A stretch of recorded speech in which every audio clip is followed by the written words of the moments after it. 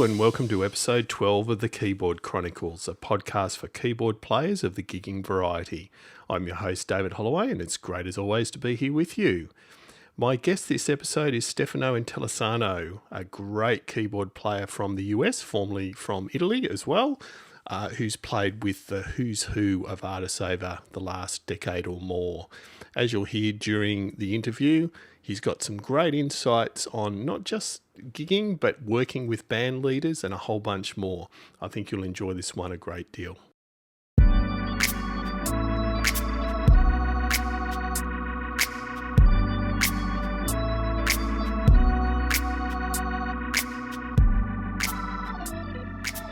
Hi, Stefano. Thank you so much for joining us on the Keyboard Chronicles. Thanks for having me. And for our listeners' sake, before the show, I did have to warn Stefano that my accent can be a bit difficult to understand. So you're going to hear me try and talk a little bit more slowly because I've certainly had that feedback from previous guests, this damn Aussie accent. So, yeah, thank you for putting up with it. I'm going to try my best, man. That's right. Firstly wanted to ask in these challenging times, and I asked our last guest this, how are you coping with the lockdown at the moment? Are you keeping busy? Actually, it's really weird. It's such a mix. Maybe a lot of people can relate to this. You kind of form some kind of routine in this lockdown, and then you break the routine, and then someday you get up and you feel like completely turning it upside down, and you try to connect with yourself as best as you can and probably get a lot of things done that you haven't before, and also try to be good to yourself. So it's a balance, I guess, between the two. That's right. And it's interesting, the routine thing, as you said, it does upset. So are you a bit of a night owl or more of a morning person?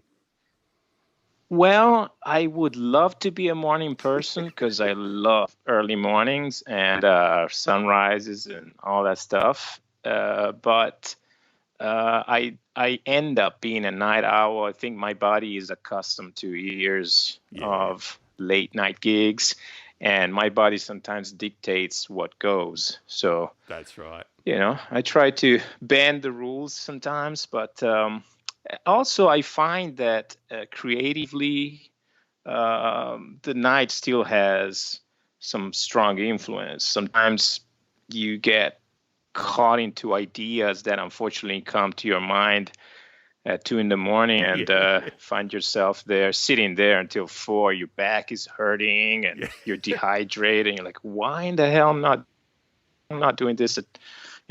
But I don't know. I don't know what it is. No, I think you are far from alone. I thought we might start off, Stefano, as far as your early history. So what led you to getting involved full-time in music and the start of getting you into the career that you have now? Well, I have to thank my parents for taking me to piano lessons at an early age. I would say that the very first memory I have of, first of all, I would say that in my house, it wasn't one of those households where you would hear music played by your parents. My parents, I always hear my parents play the Beatles at home. So I grew up listening to these records. There were basically no records played at my house. There was really not a whole lot of music. There's no musicians. My mom took some piano lessons when she was a kid, but that's pretty much it. So really, I would, grew up in a little town in Italy, just outside of Milan. And my grandmother that was in the house would take me to church with her. And that's really my first encounter with any music, was the music that was sang at Catholic Church.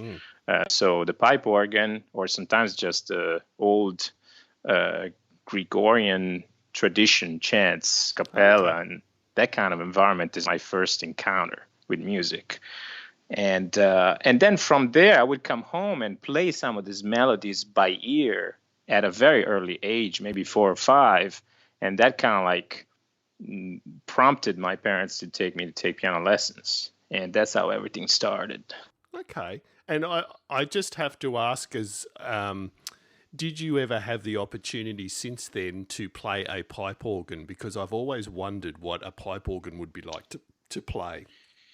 Yeah, it turns out that time I became fast forward. By the time I was maybe 15 and I was studying classical, and I was doing pretty well, there were some local really great characters that would teach piano with very interesting personal stories, and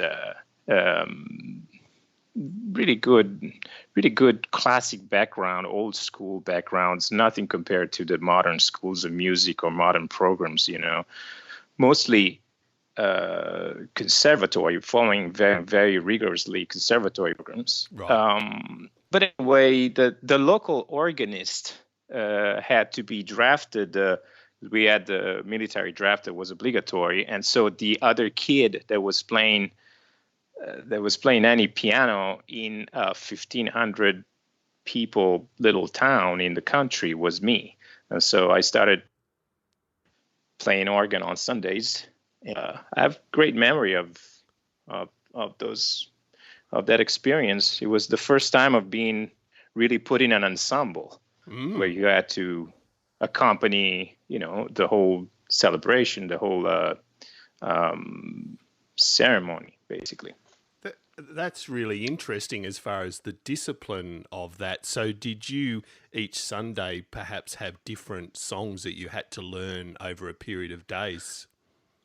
Yeah, I had to basically. There was a whole Catholic mass is 40. It was 45 minutes on the dot, very regimented, very much always.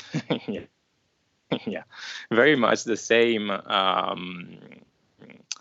series of chants and same ritual that you would have to learn. So you would sit down with the priest, and besides the pipe organ, the area that I come from near Milan is is an area where there were great organ builders, Amati, Lingiardi. They're all really all these little have mostly churches with these little treasures that are unfortunately falling apart for the most part, but sometimes they get restored, and that's what just happened in the case of that old organ actually recently. And so yeah, I would be at times up there on the pipe organ, and the choir would be completely on the other side of the church behind the altar, and I would have to even coordinate the attack because of the delay of the distance, So, and I would have a mirror that I could see what was going on behind me, basically, because I would, my shoulders would be, I would be facing the wall playing the organ. And it's an interesting experience for a kid to be thrown in that kind of, it's something that you're familiar with, but then all of a sudden you sort of graduate to get that position. And so I mean, that was interesting. That is a big responsibility. So how did you go from doing that to getting it actively into the music scene and starting to work in that as your career? Well, the mentality back then was very much, and maybe it still is, but a lot less. Yes, learn music, but don't even think about, doing this for a job because you're going to starve to death. And, there's some truth in there maybe, but it was highly discouraged. And I would say highly discouraged even from the teachers themselves. It was really not very uplifting. So it wasn't even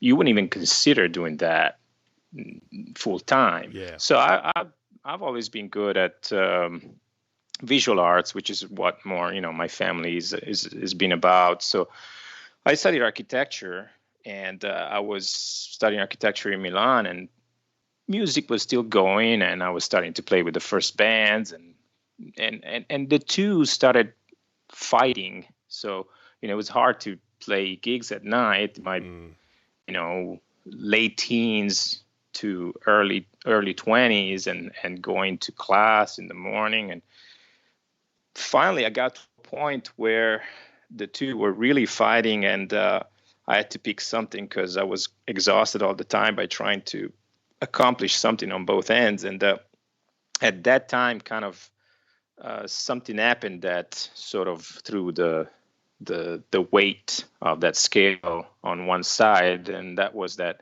a band that I was involved with, it was my main band in Italy, named Mambo, which was led by Fabrizio Poggi, which was a Grammy-nominated blues artist a couple of years ago.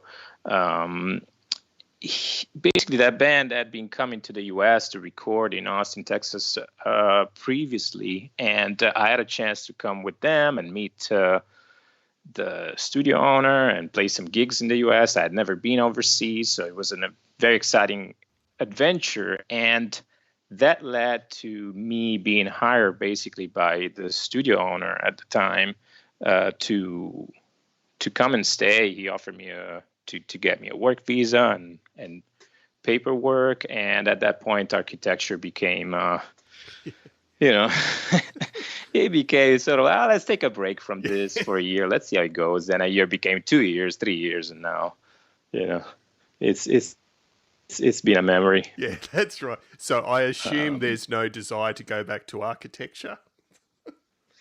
Well, at times there have been. I still have a great love for design, and that's what I wanted to really do, was industrial design. And I kept that sensibility. And I would say that a lot of what I've learned in architecture school can totally be translated in a music environment or compositional environment or music mind. I'm sure there are a lot of commonalities. But no, there have been times, the music career has ups and downs. The downs sometimes suggest architecture, maybe. That's right. That's a good point. Well, let's talk about your current career. So we quite often have guests that have played with a wide range of artists, but I'm going to make the claim that you probably win out so far as the huge variety of people you've played with. So to cover that all would be impossible. So I'm just going to probably focus on three artists from different eras that you've played with, and probably just get a little bit of insight from you on playing keyboards with those people. So I'm going to start with the oldest era, which is obviously Steve Miller. And I know for you, that goes back a little way too, doesn't it? Since you last played with him? Yeah. It was honestly, it was just a couple of times with Steve. He made an appearance in Austin. I think he comes regularly to play a benefit, and I was hired to just he couldn't bring his band, and I was just backing him up. But it was interesting to spend a full couple of days chatting. And interestingly enough, Steve is another one that studied architecture and ended up being a musician. It's very interesting. Yeah, we were chatting and I found that out. And then I happened to, when I played with BoDeans, we opened the show for him. We opened for him at a festival, and again, it was a great hang. And, you can imagine he has always a lot of stories. And, yes. Yeah. And is he? I've always had the impression that he is one of the true band leaders. So is he quite not demanding, but is he quite exacting in what he expects from his musicians? Yeah, I would say that in that kind of situation, let's say when you're hired for one show to back someone up, without knowing anything, you show up with your best attitude, and you just have to listen and immediately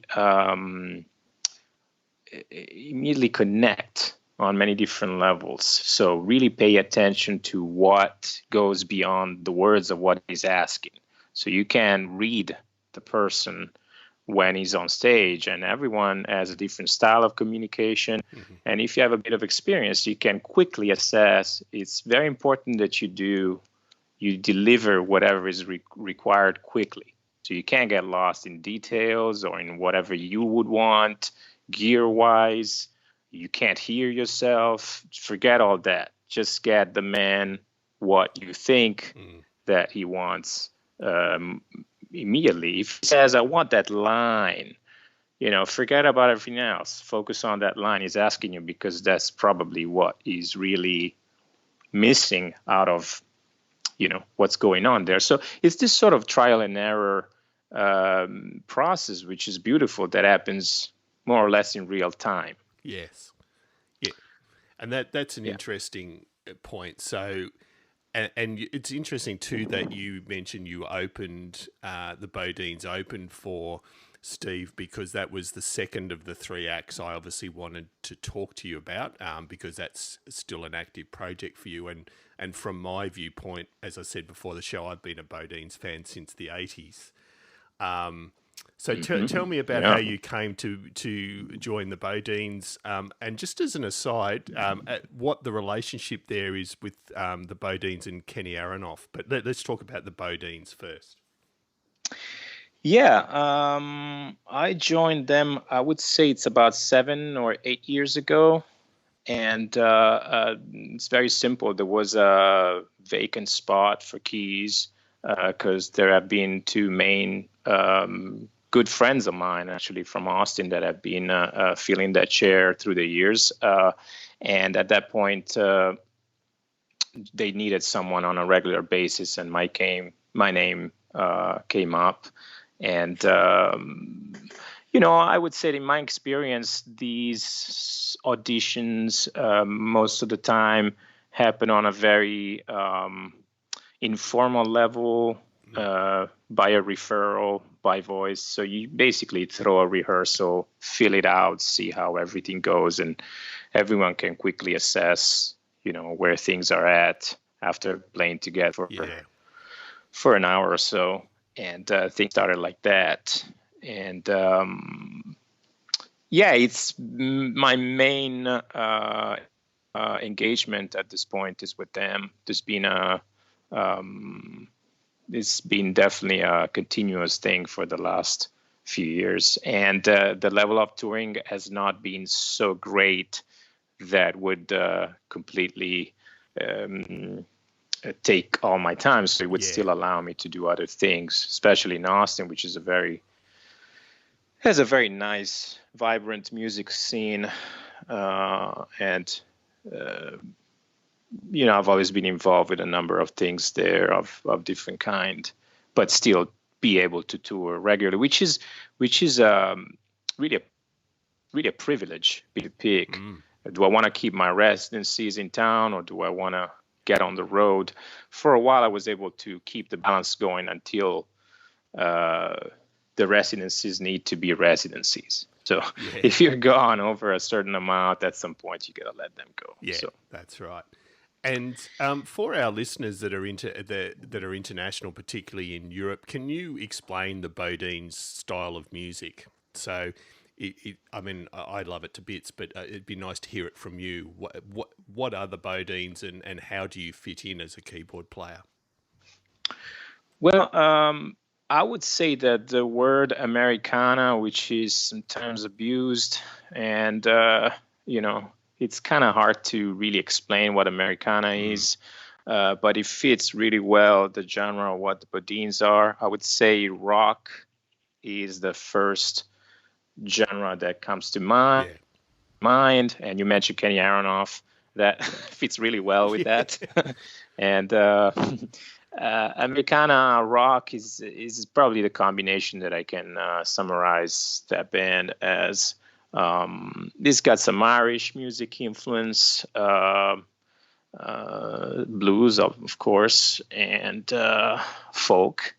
It's got all these different sides that go around the Americana tradition. So and it's incredible. I do highly recommend people have a listen to a range of their albums across the years, because it is incredible. And so just on, and you're keyboard playing with that band, how would you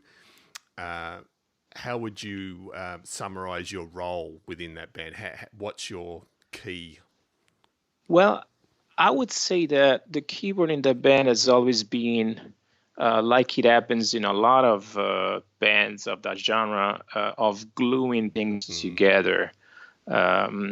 So lots of pads, lots of sustaining, a rock rhythm, steady rhythms, steady grooves. There's a great attention to tempos and grooves in that band.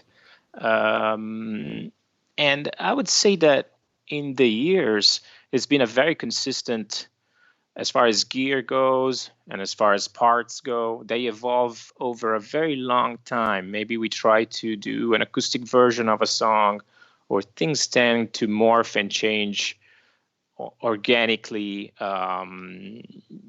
over a long period of time. That's one of those bands that has tried to keep the songs really consistent for their audience in order to be recognizable. The audience wants to come there and dance. And, Midwest based audiences can be pretty rowdy. And I think they need their rock show to be consistent. But sometimes you can bend things and serve songs, in a different fashion a little bit, but without getting too detached from what the real nature of the band has always been. So my learning with that band has been really the attention to detail. Sometimes Kurt, the band leader, would ask me to really some things that to me maybe wouldn't make much of a difference, but then of course I would try them, add a note here, what about that little pad there? After years I've been playing something, I'm like, well, why are you asking me this? You've heard this 200 times. But then of course I would have to admit, he was right. That does make a difference. That does add something, that does shift things a little bit. So it's a very delicate balance. Yeah. And I'm very interested, as I said before, in the link with Kenny Aronoff, and I'm assuming it's that Midwestern link. Or for those, again, who don't know Kenny Aronoff, he's a huge drummer that's played with massive artists over the years, not least of which John Mellencamp, and is also, I'm guessing, Stefano, as huge a personality as he comes across live. So so it seemed when I saw the great videos of you guys playing with Kenny that it's not the most obvious fit of people, but it works well. So how did that relationship come across? Well, Kenny's been playing with that band consistently for pretty much the whole life of the band. Okay. And being that bands that have been around for 30 plus years now obviously don't have hardly, they might have maybe a couple of original members. Kenny is definitely one that's been there for the longest time, but because he has this huge personality on many levels, he always is able to bring a particular charisma to that show and to add something, not only musically, but it's a presence. It's a thing that someone that's been around and that plays every day of the year with a different huge artist and goes on and off planes across the globe, it just has ingrained. He has that energy. I mean, I would say that for his age, which I'm not going to mention, he's definitely, sometimes the young of us put together in there, and the most energetic. And that's something that has an impact on and off stage. Absolutely. So obviously he's an asset whenever we can get him. And he was for a couple of years touring with the band on a regular basis, and now not so much. But it's kind of in and out, depending on the shows and on his schedule. And for anyone that wants to get an inkling of Kenny's personality, I will link in the show notes to Stefano's great video taken from a keyboard player's perspective, and you can see Kenny in the background making his presence known. And then also, if you ever get a chance Sure. to watch the listeners... He's not shy. No, he's not shy. And if listeners have Netflix watching the documentary Hired Guns, he features very prominently in that as well. And his personality shines. That's right. That's right. And then to take it from one extreme to another, from the BoDeans to Jason Mraz. So I'd love to know how that came about. A much more contemporary, a contemporary artist with a huge following and a very different style of music. So how did that come about? Yeah, I toured with Jason in 2010, 2011. I was playing in this band, which is one of the best memories I've had of being part of an ensemble on a creative level. This band named Boombox ATX, which was of about 10 to 12 elements. So let's say a cross between our Earth, Wind and Fire, P-Funk wannabe, with some rappers in the front and turntables. And we had this residency in Austin, Texas on Tuesday nights at Lucky Lounge. And it quickly became, between 2005 and 2010, I was saying this 5 years, it became a thing. And a lot of artists that would tour across town would come and sit in. It's obviously the most fun thing for someone to just come and bring their thing, because we would definitely improvise what we were doing. We show up and just come up with something, which is not just the typical, let's jam on a chord all night and go in and out. It was really a bit more subtle than that. Like horns would come up with phrases, and then we would craft something around them. It was a bit more, evolved than the classic, let's jam on a pedal for 15 minutes. And so, that was really a lot of fun and a lot of, something came out of it. We did a studio album, but you can imagine, something like that taken in the studio doesn't translate. It wasn't, I still like that album, but I'm just saying it was a different thing to see that thing live. And Jason was playing with our horn section that had been, the Grooveline horns had been playing with him and other acts for many years now. And eventually, it came a point in which it was apparent that he was willing to he came to sit in with us. And at that moment, I think he was attracted by that sound and that whole vibe. And he basically hired the whole band, or almost the whole band, to back him up at a time where he probably needed a change with his old band. So we got hired as a group, as an ensemble, and we rehearsed for a whole month, his show. And we came up with segues, we came up with arrangements, and would present them to him remotely, filming our rehearsals. And we were already a pretty tight ensemble, so that was a winning point. We knew each other, so there was a great chemistry on stage already. And then we just started with this tour, and the third gig was Capture Live Without Us Knowing, which is the best thing that can happen to you. Because if you don't know you're being recorded, usually something great happens. That's right.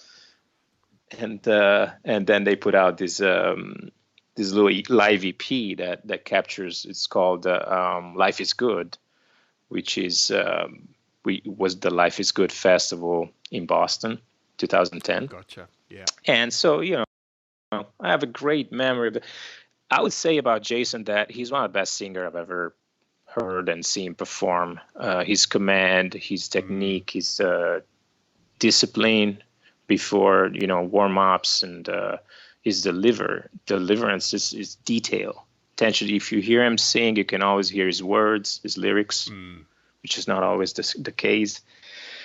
Just nuances that always blown me away. Yeah. And yeah. And I've mentioned 3 artists, but I would love your perspective on which of the artists you've played with you've learnt the most from or gained the most from as a player.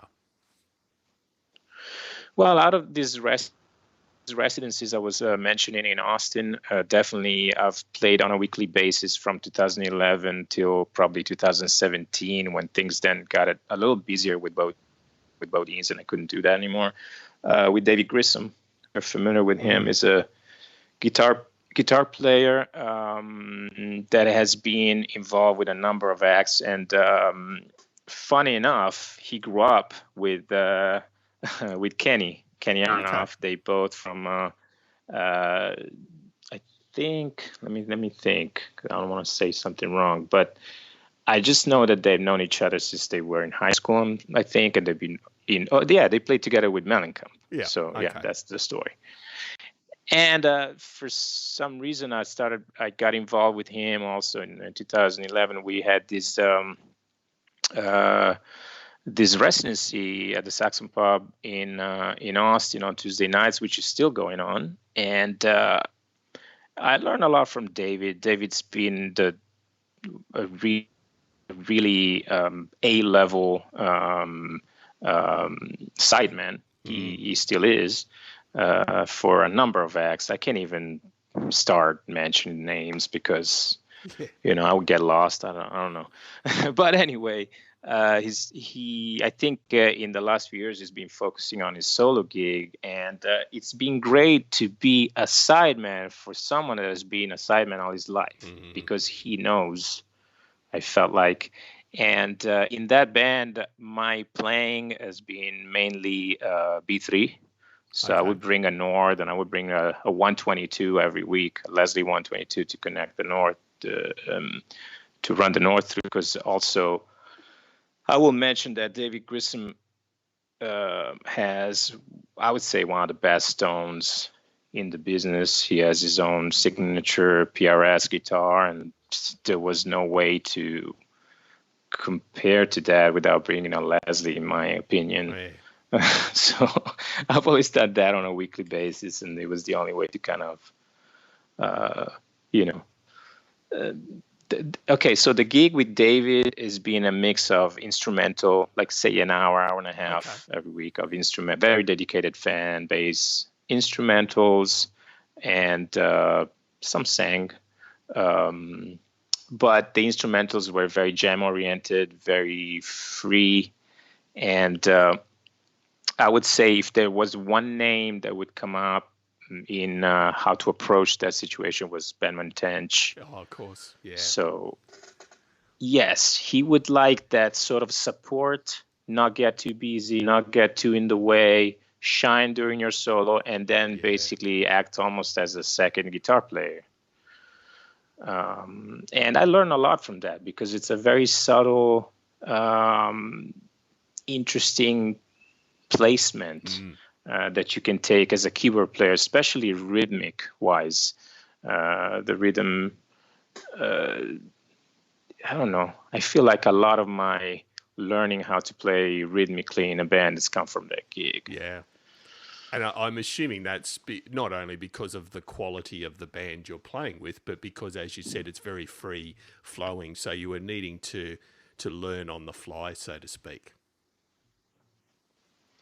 Yeah, I mean, all these situations are very self-explanatory, feel-oriented, non-discussed. So with David in, 7 years, we've probably rehearsed twice, maybe 3 times. So it's all very just kind of intuition on stage, and you can tell if things worked or it worked a little less. Yeah. If the beauty about a residency is that you can always fine tune and stretch some things week by week, and it's fun for you and it's fun for the audience. Yes. And the vibe that is on stage gets translated to the audience. I'm always a big believer of that at every gig. Absolutely. Seems seems obvious, but it's one of the fundamental beliefs I have. I mean, whatever happens on stage, if people are happy on stage, the audience is happy, and vice versa. That's right. Exactly. And I know you just mentioned, Stefano, about B3. So let's talk very briefly about gear. So you tend to be a Nord guy and then take a B3 here and there as you need to, or backline it, I assume? If I can backline a B3, would always be my first choice. Yeah. And it's been the backbone of a lot of these gigs. Even with Mraz, I had a B3 and I had a motif on top of it for piano, synths, occasionally a bit more programming. Sometimes it was involved in there, like some arpeggiator that would get tripped. Yeah. But more or less, there was always like a left hand on a B3 pad going. Yeah. And with B3, it's also interesting because through the years, I've always studied how people approach that big. Like, do you sit? Do you not sit? Do you stand? But then you got the Leslie switch that is controlled by a foot, but the other foot's got to be on the gas. Right. How do you approach all that? Then you got another keyboard. It still is such an evolving, depending on the situation, what the gig needs. I think it's very important always to have your own solid, seating position, because really, I mean, being comfortable at a gig is fundamental. If there's something that where, after the third song, your back is hurting and you're all like, that's a big aspect that sometimes people don't go over. Like, that's a really, I never hear people talking about that aspect. And you're the first person to raise that, but you're absolutely correct. The comfort thing, and I know personally for me with what I do, that sitting or standing makes a huge difference to how that gig goes. Yeah, and I even realized, like, now, I'm at the age that I have, I'm trying to keep things stretchable here and in shape. And I realized that sometime, a whole 20 years of standing, basically balancing on one foot because the other foot is on the sustain pedal, maybe it's done something here. Maybe I need to work on that a little bit because I can feel it. Yeah, it has an impact. Yeah. No, it's a really interesting point. And while we're just on keyboards, I mean, have you encountered any technically challenging moments? So when you've been out on tour or at a residency, technically challenging moments that you think might amuse someone listening? Like the biggest train wreck. Biggest train. Actually, that's a really good way of putting it. The biggest train wreck. Tell us about your biggest train wreck. Well, let's see. Biggest train wreck. I can tell you that one of the scariest moments, I have two scariest moments.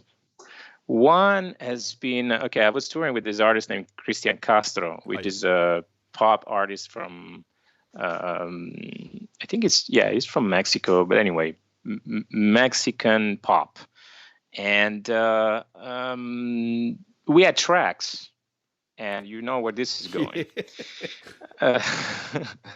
We had tracks running in the back with something pre-recorded. The tracks that were basically the Miami Symphony part that, of course, I wasn't even trying to replicate. So, no, let's use the tracks a lot better. And I'll play my piano parts on them. But for some reason, this big introduction to this nice ballad did not start. Something went wrong. Something was not coming out. So the song would start like that. Everyone's waiting. We are waiting. The audience is waiting. He's waiting. Nothing happens. All of a sudden, of course, he turns. He looks at me and is like, please start the song. And that's like terrifying, which means you find your best string patch you can possibly throw together in 3 seconds, click on it, hope for the best, and play that part, that Miami Symphony part, whatever you can throw together there. and I hope for the best. And it actually was okay, because that was a gig that was very well rehearsed. So thank God it wasn't anything too. But I'm just trying to say, you know, at a certain level of gig, that can become almost expected to happen. Yes. So you got to show up with, I think at one point in my rehearsals, I did, well, let me try this, because you never know, you know. So I probably did play that part maybe twice or three times. Thankfully. And that kind of saved the whole thing. And another time, I just remember being in front of this audience, and it was just a piano and vocal performance of For All We Know, Roberta Fleck, Donny Hathaway version, which is a beautiful, beautiful ballad that, you know, you want to play and play all the nuances and interpret it very relaxed. And I looked in my pocket and I can't find my chart, which I had there folded. And I had nothing memorized. No. So this happened, maybe I had just like 1 minute of desperation of running out of the door and kind of track my path to the car to see if it fell out. And it actually did fall out. And it was there in the grass. And I picked it up and I kind of like kissed it a little bit and put it back on the stand and went back in. Everyone probably wondered what happened. But that was another terrifying moment. I've broken out into a sweat just on hearing those two stories. Yeah. I think all keyboard players can relate. And probably one last question related to that is, just as a keyboard player, what are some of the biggest lessons you've learnt? I think you sort of covered it with Steve Miller to some extent about listening to what the person is telling you and also reading behind the lines. But what are some of the biggest lessons you've learned as a keys player over the years in relation to gigging or playing more generally? I would say listen is really the one. If you had to take one thing that you're supposed to do in this job, it's listen. Open your ears, which means listen to everything when people are playing on stage, when you are in the studio and people are communicating. Observe, listen, just study the situation and try to bring your best self there. And also, you know, with a relaxed attitude without being too, you know, weird. So listen to what's going on and react to it in the way that your experience tells you. I would say, you know, listen to your gut feeling of what's required there. Yeah. And do not, by all means, try to be what you're not. You know, I do not try to do over virtuoso things that do not belong to my language. I know what my strengths are. I try to develop them. I try to reinforce them, but I do not try to be something I'm not, because the audience can tell. Yeah. And your peers can tell, the band can tell, everyone can tell when you're lying, like when you're saying something. Basically, I treat my playing as speaking to an audience. It's not that different. It's just a different language. But people can probably tell when you're lying, or when you're not being genuine, or when you're not being honest. Yeah. So you try to convey a message that is something you believe in, it's just something you feel passionate about, and it's basically the same concept. That's excellent insights. And usually I would ask what's coming up for you in the next year or so, but I'm guessing that's a little bit uncertain with everything that's going on. But I mean, feel free to talk about. Sure. Yeah. So I mean, if there's something you do want to mention about coming up in the next year, go for it. But otherwise, I can understand how you. I don't know. Architecture school. Yeah. Maybe. Yeah. Look. I don't know. Yeah. No. No. Well.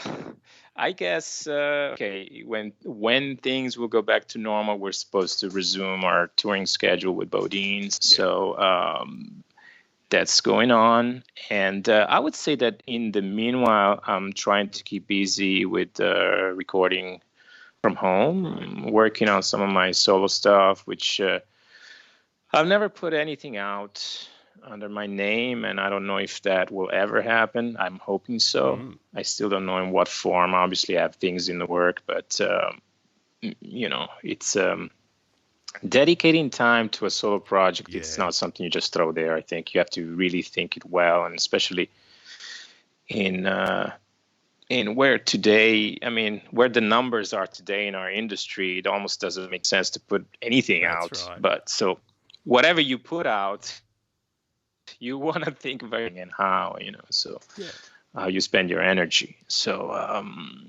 I would say, touring, probably I would like to do something that I've never done on a regular basis, which is more teaching. Okay. And now it's something that actually might be a good time to experiment with, being that a lot of people are stuck at home, and there's a lot of online action. I think you would have a lineup of people. Of that, I have no doubt. And then our last question, Stefano, is our traditional one, which is Desert Island Discs. So what we ask each guest to do is list 5 albums they couldn't live without. All right. Yeah, that's tough. Well, first of all, albums. You can have greatest hits, and we even allow box sets if you want to get really. I was gonna say, are there albums still? Yeah, well, there is CDs. Like what would I bring with me? Would I bring a player? That's interesting. But anyway, probably LPs and let's assume that, and a record player. I would say, yeah. Well, there's a trio that I feel a great connection with, and I've always felt this great connection, never get tired of them, and it's the Esbjorn Svensson trio out of Sweden. He's a wonderful piano player that unfortunately passed in 2008 at a fairly young age, but it's Esbjorn Svensson trio is my go-to still. I don't know. It always sounds fresh. It's an incredible ensemble. And there's a live in Hamburg that is one that I'm really drawn to. So that's one. From the same area, so Northern Europe, for some reason I have a lot of attraction from a lot of music that comes from there. I've had it through the years. There's another piano player producer that I really like named Bugge Wesseltoft. Okay. And Bugge, he's a both a wonderful acoustic piano player, but also synth wizard. Okay. So he has this two opposite and equally great personality. But there's this one album that is just him on acoustic piano and playing Christmas songs. It's called "It's Snowing on My Piano." Okay. And that album also has a spell on me for some reason. Yeah, so that's number 2. Let's see, because here's a lot to cover. Some Bach, probably. Great. I would not know what to pick, obviously, but I'll probably I'll just leave it at that. Yeah. Some Bach.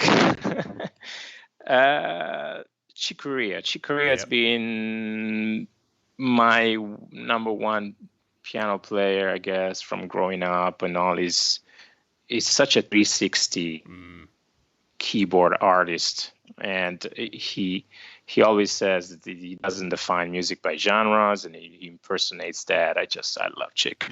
And he's actually doing right now every night online. He basically opens the studio and he's practicing there for an hour every evening. It's wonderful. It's like at night 27 or something. Right. And shows everyone what he's working on. It's really cool. Yes. Absolutely. So Chick Corea, maybe there's a quartet that I like named Time Warp from mid-90s that I really like. And the last one, I'll take some James Brown. Great call. Because I think James Brown is just at the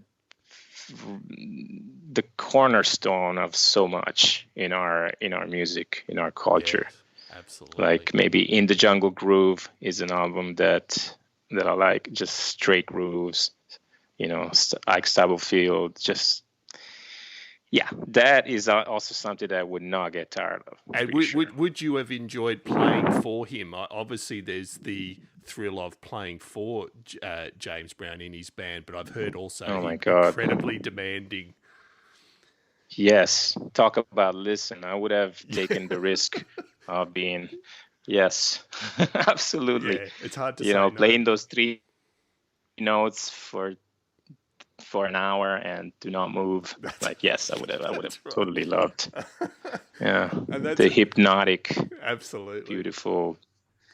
And that's probably feeling a nice note to end on, as far as I can imagine you pulling that off with James Brown for an hour easily, because it's obvious from your history that you fit in extremely well with a whole range of styles, and that's based obviously on your discipline and your approach. And can't thank you enough for taking the time to speak with us. Oh, it was an absolute pleasure, man. Thanks for having me on the show. I'm very honored. Thank you.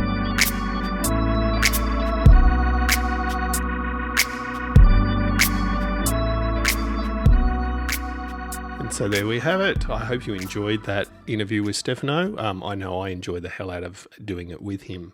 And also a huge thanks to Joe on the musicplayer.com forums for suggesting Stefano as a guest. It was certainly a bit of a thrill. As you heard, I was a bit of a BoDeans fan, or am a BoDeans fan for many, many years. So great to talk to someone that's in the middle of all that.